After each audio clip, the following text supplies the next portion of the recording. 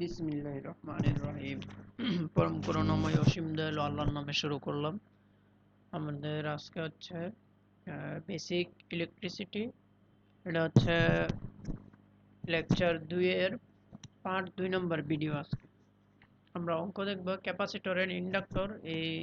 এই সিরিজগুলো আমরা আলোচনা আগে শেষ করেছি। এখন আমরা হচ্ছে এটার ম্যাথমেটিক্যাল সমাধানগুলো দেখব, গাণিতিক সমাধানগুলো।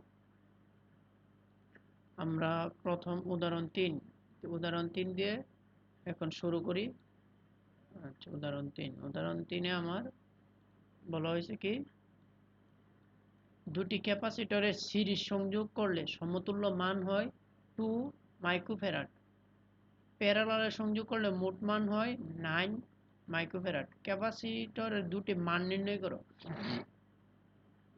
ক্যাপাসিটরের মান অর্থাৎ সি এর মান, এখানে C1 এবং কি C2 এর মান নির্ণয় করতে বলা হয়েছে। C1 এবং C2 এই দুইটার মান নির্ণয় করতে বলা হয়েছে আমার। আচ্ছা, বাস। ক্যাপাসিটর দুইটা না, একটা সিরিজের জন্য একটা প্যারালালের জন্য। তাহলে C1 এবং C2 এর মান নির্ণয় করতে আমার বলা হয়েছে। আচ্ছা, আমরা কি কি দেওয়া আছে এগুলো একটু দেখে নিই। সমতুল্য মান 2, সিরিজের জন্য 2 মাইক্রোফ্যারাড সমতুল্য মান।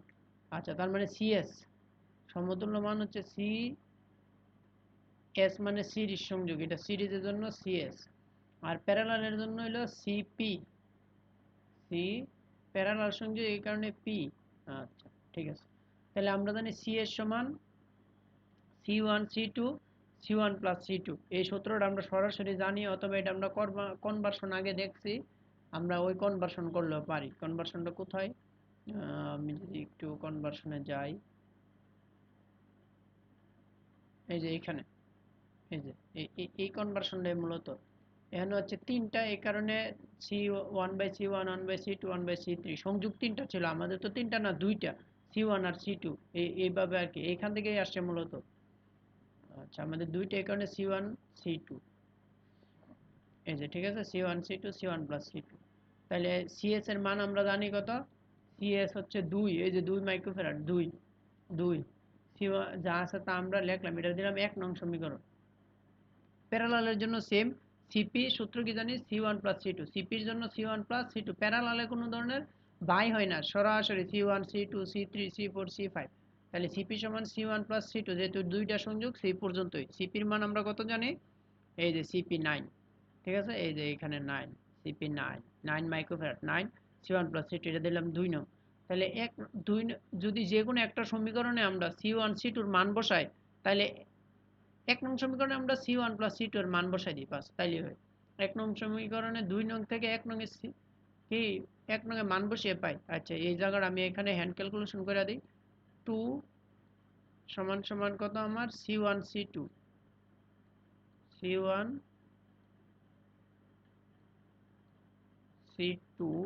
By C1 plus C2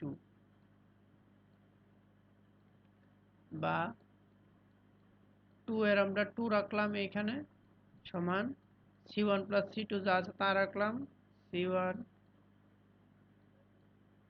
C2 1, হ্যাঁ, বাই C1 প্লাস C2 এর মান কত আমরা জানি 9, এই যে এখান থেকে 9, এই 9 মান বসাইলাম না, 1 নং সমীকরণে মান বসায় পাই আর কি, 2 নং থেকে 1 নং মান বসায় পাই। তাহলে এটার নিচে মনে মনে আমার 1 আছে, প্রত্যেক সংখ্যার নিচে মনে মনে 1 আছে, আর গুণন করে দেই। C1 C2 আর 9 যাবে 2 এর সাথে গুণ, এটার সাথে গুণ, তাহলে কি হয় 18, 9 দোকানে 18। অথবা আগে এটা করি, C1 আগে এই দিকটা লিখে নিলাম আর কি আমি, C2 সমান সমান 9 দোকানে কত, 18, গুণ না, আর এই গুণ, এই যে 18, এই যে C1 C2 সমান 18। ওনারা করছে কি, এই প্যাটার্নটা না করে ডাইরেক্ট রেজাল্ট বসাই দিছে। আচ্ছা, যাই হোক, 18, আমরা 18 কিভাবে আসলো এটা দেখলাম। তাহলে এখান থেকে তো এখন ইজি। তাহলে শুধু C1 যদি বের করি, তাহলে কি 18/C2, শুধু C1 যদি বের করি আমরা, কি হয়, এই যে C1 রাখলে, তাহলে C1 এদিকে রাখলে C2 গুণ হিসাবে আছে না, তাহলে ভাগ হিসাবে যাবে 18 ভাগ C2, ফাইন। এই যে 18/c2, তাহলে c1 এর মান পাইছি, তাই না? শুধু c1 এর মান যদি 2 নং সমীকরণে বসাই দেই, তাহলে এই সমীকরণে যদি এই সমীকরণে একটু হাইলাইট করে দিচ্ছি আমি, এই যে এই সমীকরণে যদি আমি c1 এর মান বসাই, তাহলে কি 9 সমান c1 এর জায়গায় কি হবে 18/2, 18/c2 প্লাস c2।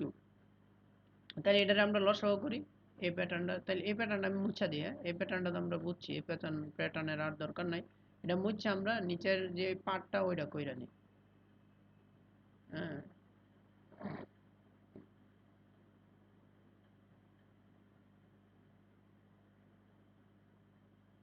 সেটা ইরেজ কইরা দিই, সবটা ইরেজ না করলে তো বোঝা যাবে না। তাহলে এখানে এবার করি আমরা 2 নং হতে পাই, অর্থাৎ c1 এর মান বসাই 2 নং এ। 2 নং এ আমার কি আছে, 2 নংটা আমি এনে লেখা নেই, তাহলে আমার সুবিধা দেব 9 সমান c1 প্লাস c2 c2 সমান সমান 9 9 থাক, এটা বাবা দেওয়া 9 লিখে না, আমি এই প্যাডটা করে একসাথে লিখলাম। c1 এর মান কত 18/c2, তাহলে এখানে লিখলাম 18/c2 প্লাস c2। 9 তো সাথে সাথে আছে, বা দিয়ে আমরা 9 লেখা দিব আর কি, বা দিয়া বা হুইথিন প্লাস এইভাবে চিহ্ন আর কি, এটাকে হুইথিন প্লাস বা চিহ্ন সমান সমান একটু নিচে লিখি যাতে আমার সুবিধা হয়। সমান সমান, তাহলে এখানে লসাগু করি আমরা, ঠিক আছে? কিছু তো করা যায় না, লসাগু করি c2 এবার লসাগু। তাহলে ac2 কাটা থাকে কত 18, তাহলে এখানে 18 কাটা বলতে 1 আর কি, ভাগ দিলে 1 হয়, 1 18 কে 18 প্লাস এটার নিচে মনে মনে 1 আছে, তাই না? নিচে মনে মনে 1, c2 ওকে c2 উপরে c2 এর সাথে গুণ, তাহলে c2 ওকে c2, এই c2 যায় আবার c2 এর সাথে গুণ হলে কত হয় c2 হোল স্কয়ার হয়, তাই না? c2 হোল স্কয়ার প্লাস, তাহলে এখানে আছে 9। তাহলে এটারে যদি আমরা এখন আর গুণ করে দিই, তাহলে কি হয়, মান তো আর নাই কোনো কিছু বসানো, আমরা তো মান কি বসাইছি, c1 এর মান তো বসাইলাম, তাইলে কি হয়, এটা 9c2 হয়, তাই না? আর গুণ করে দিই আমরা, আর গুণ করলে হয় 9c2 সমান 18 plus c2 whole square, c2 whole square. আচ্ছা, এবার সবগুলো যদি এদিকে আনি, তাহলে কি হয় c2 হোল স্কয়ার, আমরা এটা ওই পার নিয়ে এপার জিরো বসাই দিই, তাইলে তো হয়। এই যে পরের লাইনটা এইভাবে করি আমরা, এই পার জিরো রেখা আমরা কি করি ওইদিকে সব নিয়ে আনি আমরা, বাস, তাইলে তো এটা ইজি হয়ে যায়, আর কোনো কিছু করা লাগে না। এপার আমাদের কোনো কিছু নাই, আমরা 9c2টা ওই দিকে লয়ে যাই, তাহলে কি হয় 18 প্লাস c2 মাইনাস 9c2 ঠিক আছে? তাহলে এদিকে জিরোতে এটার এবার পক্ষান্তর করে নিচ্ছে, এই যে এই লাইনটা এখানে লিখছে, পক্ষান্তর করে জিরো রাখছে এদিক আর বাকিটা ওইদিক লিখছে, তাহলে c2 হোল স্কয়ার মাইনাসের 9c2 প্লাস আর 18, এটা সাজাইছে আর কি, এই লাইনটারে আমার সাজাইছে, এই লাইনটারে সাজাইছে এখানে। তাহলে এবার এটারে কি করছে আমরা, ওই যে আমরা কি করি মিডল টার্ম করি না, মিডল টার্ম করছে আর কি, middle term c2 6 microfarad, c1 3 microfarad, middle term করি 9 এর ভাঙন যা 3 3 6 18, তাই না? 6 যোগ 3 7 8 9, তাহলে 3 আর 6 এটারে ভাঙা যায়, এটা মিডল টার্মটা আমি দেখাই দিই, তাহলে তো হয়। তাহলে এই পর্যন্ত তো আমাদের ক্লিয়ার।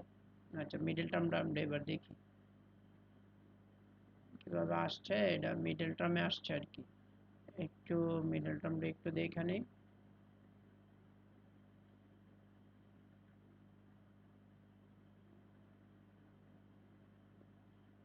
লেখাগুলা মুছতে একটু সময় দরকার। তাহলে এটারে আমরা এই লাইনের মিডল টার্ম করি, এই লাইনের মিডল টার্ম করি আমরা। আচ্ছা, এটা হাইলাইট করে দিই, এভাবে না দিয়ে এইভাবে হাইলাইট করে দিলে হয়তো লাইনটা বুঝতে সুবিধা। এই লাইনের জন্য মিডল টার্ম করি আমরা, c2 হোল স্কয়ার মাইনাসে 3টা দিই, হ্যাঁ 6টা দিই, 6টা দিই, তাহলে সুবিধা হয়। হ্যাঁ, 6টা দিলে সুবিধা হয়, 6টা আগে দিই, মাইনাসের 6 6 c2 মাইনাসের কত 3, 3 6 18 না, আর 6 3 9, মাইনাসের 9টা হয় না, 9c2 প্লাসের 18 সমান 0। আমরা করছি কি এই লাইনের মিডল টার্ম করছি, এটা এই লাইনের মিডল টার্ম সমান সমান বা c2 একটা c2 যদি কমন নেই আমাদের কি থাকে c2 মাইনাস 6। এখান থেকে যদি আমরা আবার মাইনাসের 3 কমন নিই তাহলে কি থাকে c2 মাইনাস 6। আশা করি মিডল টার্মটা আমরা বুঝতে পারলাম। কি করছি এই c2 থেকে c2 স্কয়ার থেকে একটা c2 কমন নিলে তাহলে c2 মাইনাসের c2 তো কমন নিয়ে আসা পড়ছে তাহলে 6। এখান থেকে মাইনাসের 3 কমন নিলে মাইনাসের 3 কমন নিয়েছে তাহলে থাকে c2, এই মাইনাসের 3 কমন নিতে প্লাস মাইনাসে মাইনাস হয়ে গেছে 3 6 18, এই যে 6, তাহলে বাস হয়ে গেল c2 minus 6 common, c2 minus 6 এটা গেছে আর কি দেয় c2 মাইনাস 3 দেয়, c2 মাইনাস 3 সমান 0। তাহলে একবার আমরা c2 মাইনাস 6 সমান 0 লিখি, একবার হয় c2 মাইনাস 6 সমান 0, তাহলে c2 এর মান কত প্লাসের 6, আবার c2 মাইনাস 3 সমান 0, c2 এর মান কত প্লাসের 3, তাই না? এই যে c2 6 আর হলো c2 একবার 3, তাহলে আমরা যেহেতু দুইটা সমান ধরছি তাহলে একটার মান c1 এর মান 6, c2 এর মান 3, ফাইন। অথবা c1 এর মান 6, c2 এর মান 3, এভাবে মানে দুইটা সি, এখানে কিন্তু দুইটা সি বাইরেছে, একটা c2, দুইটাই c2, কিন্তু কি আমরা এই কুলম্বগুলো সমান সমান, এই কুলম্বগুলো সিরিজ হোক প্যারালাল হোক সমান, c2 সমান c2 আর কি, তাহলে c2 6, এই যে এই c2 এটা হলো 1 c1, ঠিক আছে? কারণ একদিকে তো দুইটা মান বাইরিত না, আমরা ওই মিডল টার্ম করাতে এরকম হয়েছে আর কি, তাহলে বাস হয়ে গেল।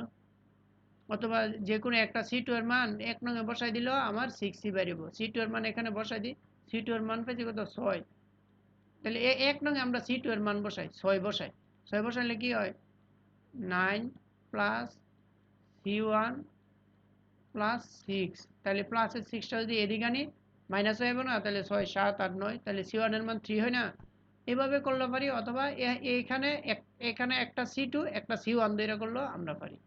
তাহলে আশা করি অঙ্কটা বুঝতে কোনো অসুবিধা হয় না, এটাই ছিল তার রেজাল্ট।